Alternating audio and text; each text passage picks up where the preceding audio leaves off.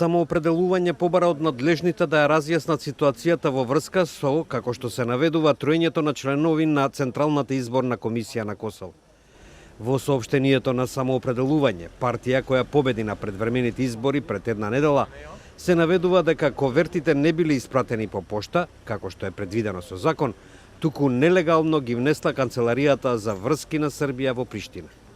Српската канцеларија и партијата Српска листа, која е поддржана од Белград, пак го негираа тоа и инцидентот го оценија како манипулација во момент кога се формира новиот косовски кабинет.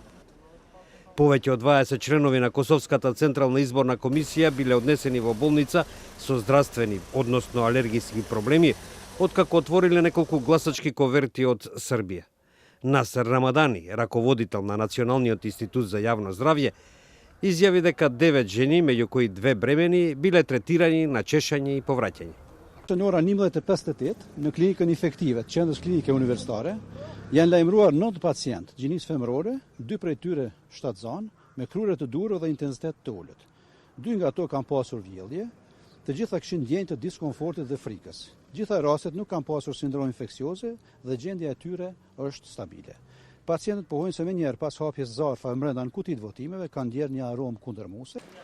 Рамадани додаде дека лабораториските резултати се очекуваат за 48 часа. Полицијата го потврди инцидентот, но одби да даде детали, наведувајќи дека била покрената истрага.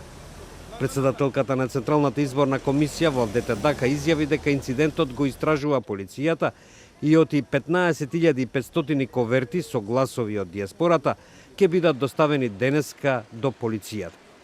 Според првичните резултати, опозицијската левичарска партија Самоопределување освои 26% од гласовите, додека другата опозицијска партија Централно-десничарската демократска лига на Косово 25%.